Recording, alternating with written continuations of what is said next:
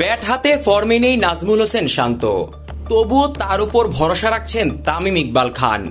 শান্তকে মানসম্মত ক্রিকেটার আখ্যা তামিমের। অন্যদিকে সৌম্য সরকারের উপর কিঞ্চিত হতাশ তামিম। সৌম্যর ধারাবাহিকতা দেখার অপেক্ষায় খান সাহেব। নেপালের বিপক্ষে একাদশে স্পিনারের কাজ নেই। শরীফুল দলে ঢুকলেও তানজিম সাকিবে মুগ্ধ দেশসেরা ওপেনার।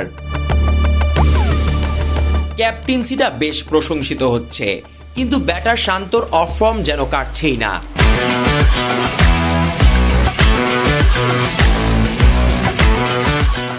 বিশ্বকাপে 3 ম্যাচ মিলিয়ে মাত্র 22 রান করেছেন শান্ত। গেল জিম্বাবুয়ে সিরিজ থেকেই অফ ফর্মে তিনি, তবুও শান্তর উপর হতাশ নন তামিম ইকবাল খান।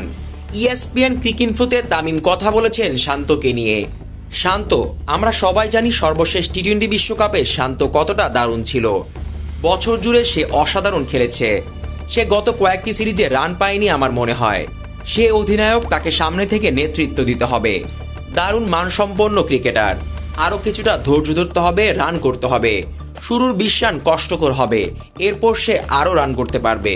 লোকে একটা কথা বলে থাকে যে কিভাবে আসছে ব্যাপার না, কত আসছে তা ব্যাপার। শান্তকে এটি বুঝতে হবে। শান্তর মতো অবস্থা সৌম্য সরকারেরও। শান্তর পাশাপাশি তাকে নিয়েও কথা বলেছেন তামিম ইকবাল খান। সৌম্য অনেকদিন ধরে ক্রিকেট খেলছে, খারাপ সময় সে ভালো করেছে। তার শুধু ধারাবাহিকতা দেখাতে হবে নির্বাচকদের এবং কোচদের, যারা তাকে অনেক বিশ্বাস করছে। দেখাতে হবে যে সে ধারাবাহিক হতে পারে।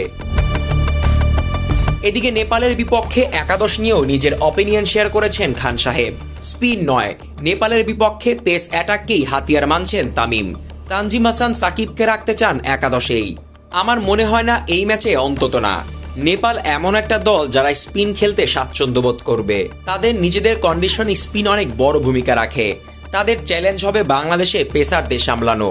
আমি মনে করি না বাংলাদেশ একাদশে কোনো পরিবর্তন আনবে। যদি তারা আনে তাহলে আমি কিছুটা অবাক হব। শরীফুল ইসলাম দারুণ বোলিং করছিল, সে চটে পড়েছে। বাংলাদেশ হয়তো চাইবে তাকে একাদশে ফেরাতে, কিন্তু কার বদলে? তানজিম সাকিব এখন পর্যন্ত দুর্দান্ত করেছে, ফলে বাংলাদেশের জন্য এটি একটা সমস্যা। আমার মনে হয় না এই ম্যাচে কোনো স্পিনারের সুযোগ রয়েছে। Zisan Ahmed, BD Crick time.